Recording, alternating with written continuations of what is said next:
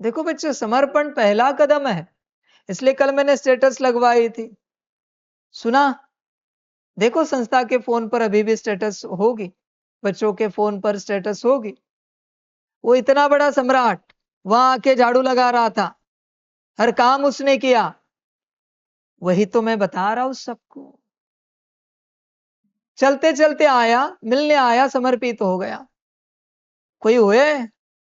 मुझे समझाना पड़ता है, समर्पित हो जाओ, समर्पित हो जाओ, समर्पित हो जाओ। ध्यान रखना बच्चों, सार में बताता हूं, विस्तार नहीं बताऊंगा फिलहाल। तुम घर में रहकर पुरुषार्थ करके शायद अवगुण निकाल सकते हो, गुण धारण कर सकते हो, माया नहीं निकाल सकते। ध्यान में रखना इस बात को। माया सिर्फ समर्पित होने के बाद, परमात्मा की आज्ञा पर चलने के बाद परमात्मा निकालता है। तुम कितना भी पुरुषार्थ करो, तीनों लोक एक करो, माया अगर निकाल पाए तो तुम भगवान, मैं नौकर तुम्हारा। पॉसिबल ही नहीं है माया निकालना। माया नहीं जाएगी, एक सेकंड में खलास कर देगी तेरे गुणों को। और माया जिसकी गई, उसने फिर सब पाया। गुण अवगुण क्या बात है, दो कौड़ी की बात है। दो कौड़ी का पुरुषार्थ है गुण अवगुण। अवगुण निकालना, गुण धारण करना। माया निकालने के लिए समर्पित होना पड़ता है। बस सार बता रहा हूं, बाकी बाद में देखेंगे। देखो इतना बड़ा सम्राट वहां झाड़ू लगा रहा है, समर्पित हो गया। जिसने जिंदगी में कभी झाड़ू नहीं देखा होगा, वो झाड़ू लगा रहा है, बागवानी कर रहा है। मैंने इसलिए लगाया है स्टेटस, अकल आई तो आई। कितने भी ज्ञानी योगी हो या सम्राट हो, यहां आकर बर्तन झाड़ू पोछा कपड़ा ही करना पड़ेगा।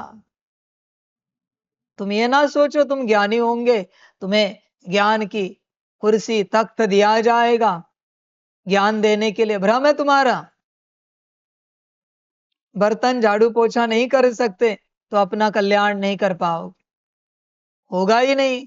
मैंने कहा ना, दुनिया के कितने भी इंटेलिजेंट पर्सन आए, कितने भी रईस आए, कितने भी अमीर आए, शुरुआत यहां से ही है।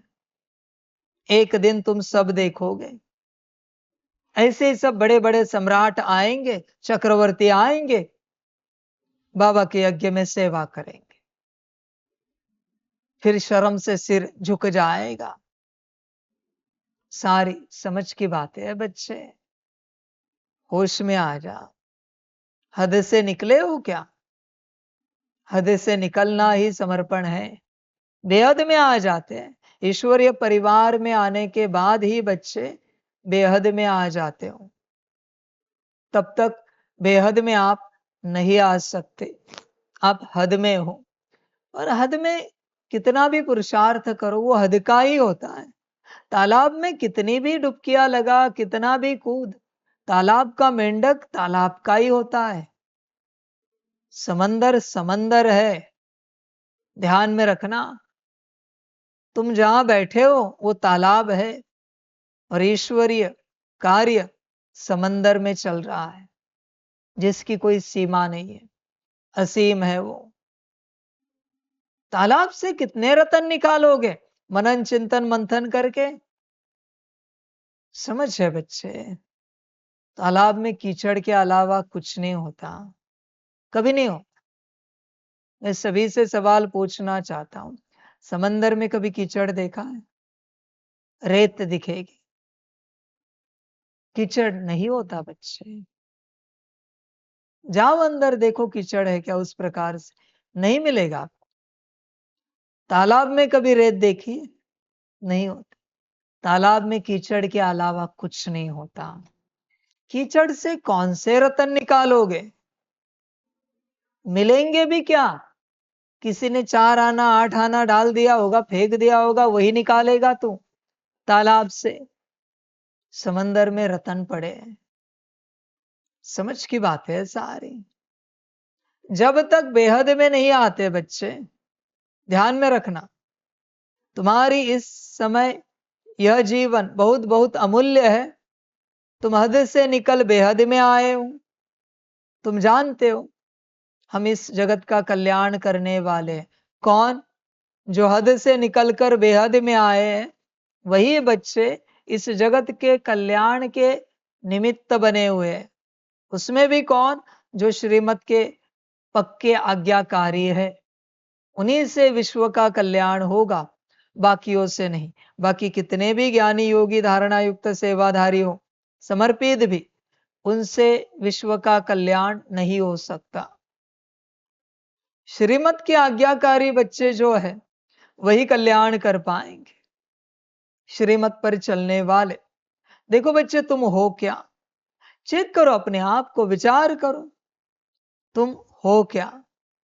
सारे बच्चे तो है नहीं। चिंतन करो बच्चे। विश्व का कल्याण करना चाहते हो ना, तो समर्पण के अलावा कोई ऑप्शन नहीं है। घर बैठकर विश्व का कल्याण नहीं हो सकता। घर बैठकर तुम्हारा भी कल्याण नहीं होगा। विश्व का कल्याण रही दूर की बात, समझ की बात है बच्चे। और बाप यह भी जानता है, बहुत थोड़े बच्चों का भाग्य होता है श्रीमत के आज्ञाकारी बने। बहुत थोड़े बच्चे। आपको क्या लगता है? आप बुद्धि की, मन की, संस्कार की, गुण शक्तियों की, दिव्य गुणों की, सोल कॉन्शियसनेस की मास्टरी करना चाहते हो? कैसे हो? जितने तेज गति से, जितने तेज गति से आप श्रीमत का पालन करोगे, उतने तेज गति से ये गुण शक्ति आपकी आज्ञा मानना शुरू करेंगी। ये कोई प्रैक्टिस नहीं है। प्रैक्टिस है, पर वो बाद की है। आप चाहते हो ना बुद्धि आपकी बात माने, मन आपकी बात माने, संस्कार आपकी बात माने। उपाय एक ही है, आप बाप की बात मानो। आप अगर बाप की बात मानोगे तो ये सब आपकी बात मानेंगे। आप बाप की बात मानते नहीं, आपको लगता है ये सब आपकी बात मानेंगे।